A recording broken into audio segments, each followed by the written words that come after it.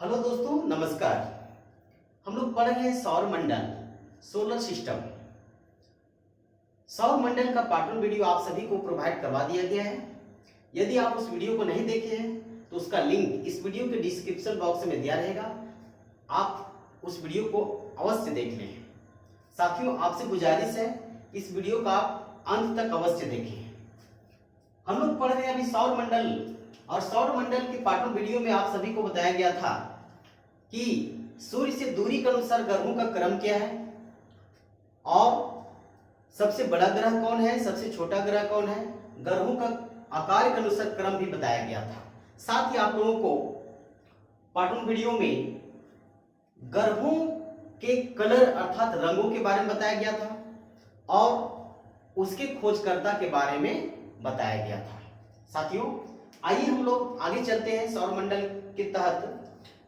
जैसा कि हम लोग जानते हैं, सूर्य जो सन है एक तारा है और ग्रहों का केंद्र है। साथियों, जो सूर्य है उसमें दो गैसों की प्रधानता है, वो हाइड्रोजन और हीलियम। हाइड्रोजन का 71% हिस्सा है, जबकि हीलियम 29% है। इन्हीं दो गैसों से बनकर सूर्य का निर्माण हुआ है। साथियों, सोलर सिस्टम थ्योरी जो है, सौर मंडल का सिद्धांत, इसका प्रतिपादन या इसके सिद्धांत को देने वाले निकोलस कॉपरनिकस थे। लेकिन जो सौर मंडल के चारों ओर ग्रहों की गति संबंधित जो थ्योरी था, उसे केपलर महोदय ने दिया। इस अंतर को आप लोग जानने का प्रयास करेंगे कि सोलर सिस्टम थ्योरी अर्थात सौर मंडल का सिद्धांत किसने दिया, कॉपरनिकस ने।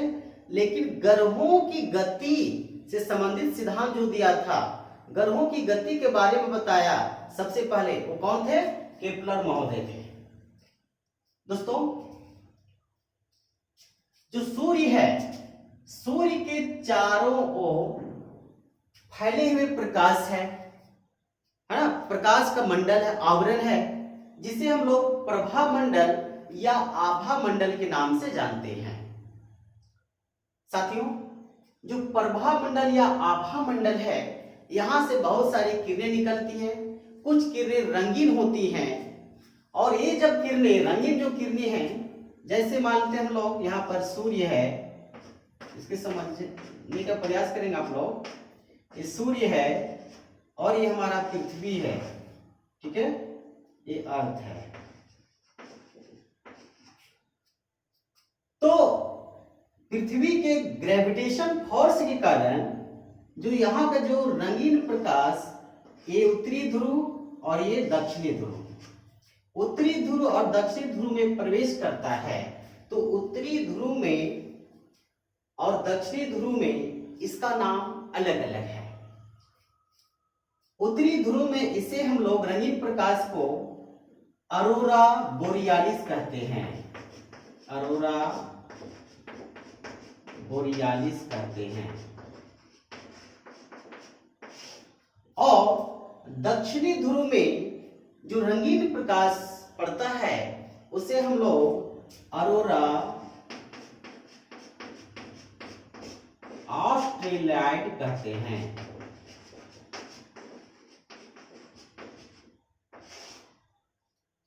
ऑस्ट्रेलाइड कहते हैं। साथियों, ये जो सूर्य है, जब अमावस्या का समय आता है, अमावस्या के समय सूर्य के चारों तरफ एक पतली परत का निर्माण हो जाता है, जिसे हम लोग कोरोना या क्रीट कहते हैं। हम लोग उसे क्या बोलते हैं, कोरोना या क्रीट कहते हैं। ये बहुत ज्यादा इंपॉर्टेंट है। अब हम लोग देखते हैं कि किस ग्रह के कितने उपग्रह हैं और उसका घूर्णन गति क्या है, और उन ग्रहों का परिक्रमण गति क्या है। साथियों, इस टॉपिक को जानने से पहले आप लोग थोड़ा समझ लेंगे कि जो ये जो क्षुद्र ग्रह है मंगल और बृहस्पति के बीच में, यहां से बाईं तरफ जो सूर्य के निकट की ओर आएंगे, जिसे हम लोग आंतरिक ग्रह या पार्थिव ग्रह के नाम से जानते हैं, और क्षुद्र ग्रह के दाईं ओर जो कि बड़े ग्रह हैं, उसे हम लोग बाह्य ग्रह के नाम से जानते हैं। साथियों, ये जो पार्थिव ग्रह, इसका नाम इसलिए पड़ा क्योंकि ये जो 1 2 3 4 चारों ग्रहों में से पृथ्वी का आकार सबसे बड़ा है, ठीक है। और इससे आउटर ग्रह, इसमें क्योंकि बृहस्पति का आकार सबसे बड़ा है, इसीलिए बृहस्पति के नाम पर इसे हम लोग बृहस्पतीय ग्रह भी बोलते हैं। ओके, जो क्षुद्र ग्रह के बाईं ओर जितने भी छोटे छोटे ग्रह हैं, ये प्रायः ठोस अवस्था में पाए जाते हैं। किस अवस्था में? ठोस अवस्था में। जबकि क्षुद्र ग्रह से दाईं ओर जो 4 ग्रह हैं, ये गैसीय अवस्था में मौजूद हैं। इसे भी आप लोग को जानना है ना। जो बृहस्पति, शनि, यूरेनस, नेपच्यून, ये जो गैसीय अवस्था में ग्रह हैं, जबकि मंगल, पृथ्वी, शुक्र और बुध ये हमारा ठोस अवस्था में ग्रह है। दोस्तों, आइए एक नजर अब हम लोग देखते हैं कि किस ग्रह के कितने उपग्रह हैं और उसका घूर्णन गति क्या है और परिक्रमण गति क्या है। बुध जो कि सबसे छोटा ग्रह है, आकार के दृष्टिकोण से देखा जाता है तो बुध सबसे छोटा ग्रह है और सूर्य के सबसे निकट है। इसमें उपग्रहों की संख्या बिल्कुल नहीं है, इसमें एक भी उपग्रह नहीं है। ये इसकी जो घूर्णन गति है, जो अपने अक्ष पर घूमती है, वो है 59 दिन, अर्थात 59 दिन में एक चक्कर अपने चारों तरफ घूम लेती है। लेकिन इसका जो परिक्रमण गति है, अर्थात जो सूर्य के चारों तरफ ये जो घूम रही है इस टाइप से, इसका समय तो थोड़ा कम ही लगेगा। इसका परिक्रमण गति 88 दिन है। डी मतलब डे, अर्थात दिन से संबंधित है। फिर देखिए शुक्र ग्रह। शुक्र ग्रह जो है, इसका भी एक भी उपग्रह नहीं है। प्रश्न पूछता है कौन ऐसे दो उपग्रह हैं, कौन ऐसे दो ग्रह हैं जिनके एक भी उपग्रह नहीं है, तो आपका उत्तर होगा बुध और शुक्र। साथियों,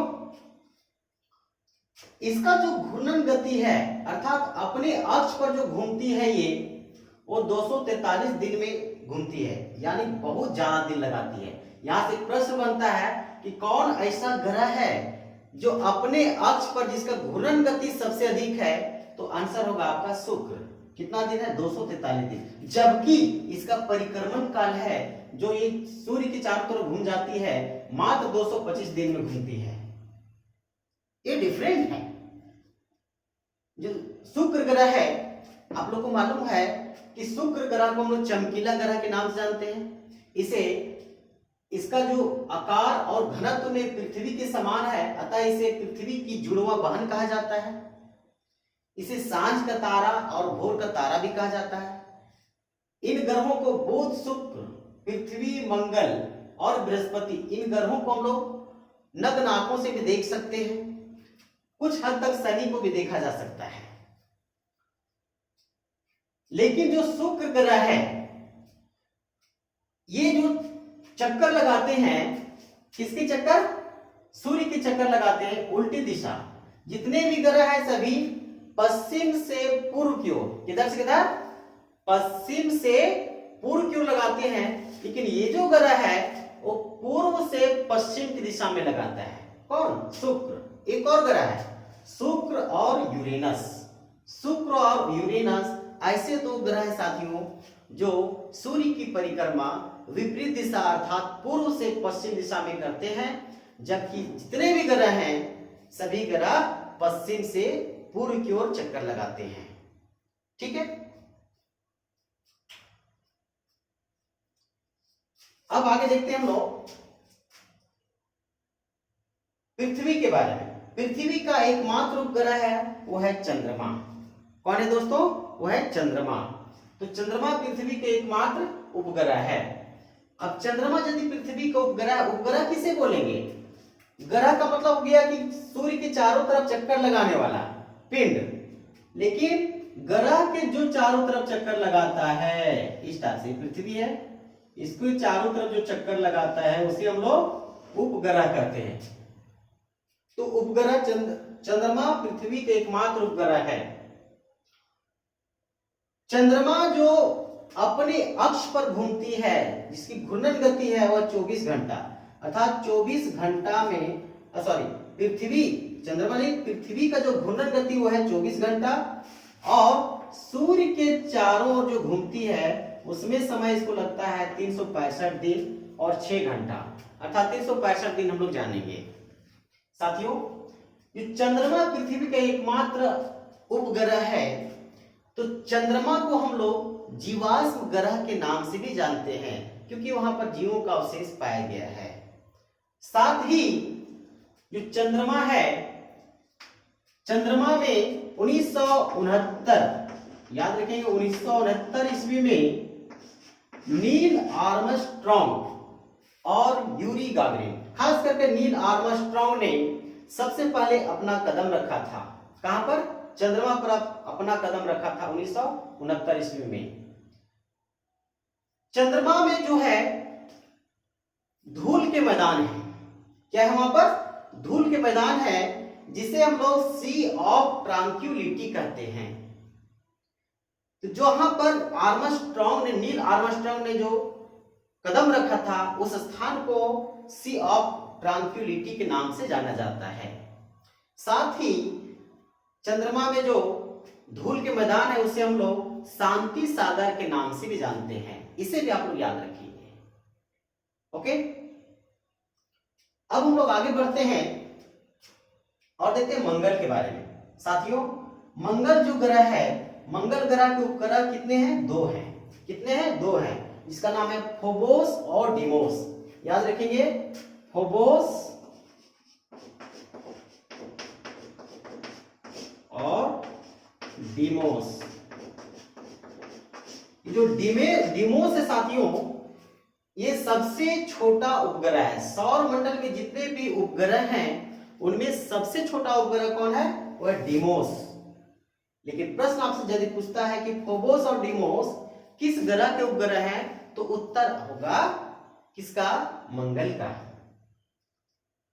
देखिए, जो मंगल का जो घूर्णन गति है वो भी 24 घंटा अर्थात पृथ्वी के समान ही है, जबकि इसका परिक्रमण गति है 687 दिन।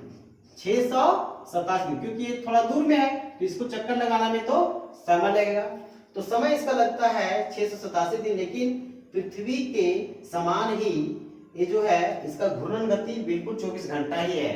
इसलिए मंगल ग्रह भी बिल्कुल पृथ्वी के समान है। साथियों, मंगल ग्रह पृथ्वी की भांति ही अपने अक्ष पर कुछ झुका हुआ है। जितने भी ग्रह सूर्य के सापेक्ष अपने अक्ष पर झुके हुए हैं, तो उन ग्रहों में ऋतु परिवर्तन देखने को मिलता है। साथियों, जैसे पृथ्वी अपने अक्ष पर 23.5 डिग्री झुकी हुई है, अतः यहाँ पर ऋतु परिवर्तन होता है, मौसम बदलते हैं। उसी प्रकार मंगल अपने अक्ष पर 25 डिग्री, कितना? 25 डिग्री अपने अक्ष पर झुका हुआ है, अतः यहाँ पर भी ऋतु परिवर्तन देखने को मिलता है। नेक्स्ट है वह बृहस्पति, जो कि जितने भी ग्रह हैं उसमें से सबसे भारी ग्रह कौन है? बृहस्पति। सबसे भारी ग्रह बृहस्पति। याद रखेंगे, सबसे भारी ग्रह कौन है साथियों? बृहस्पति। और सबसे बड़ा ग्रह दोनों। इसमें उपग्रहों की संख्या कितनी है? 79। कितनी है? 79। ये जो बृहस्पति है इसका घूर्णन गति है 9 घंटा 56 मिनट, अर्थात लगभग में 10 घंटा है ना, लगभग में 10 घंटा। और इसका जो परिक्रमण काल है वह है 12 वर्ष। 12 साल में सूर्य के चारों तरफ चक्कर लगाता है कौन? बृहस्पति।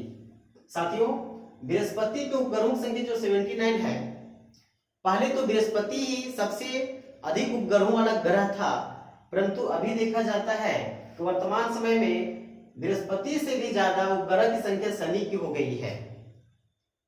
ठीक है, देखिए बृहस्पति के जो मुख्यतः जो 4 उपग्रह है, इंपोर्टेंट जो है उसको आप लोग याद रखना है।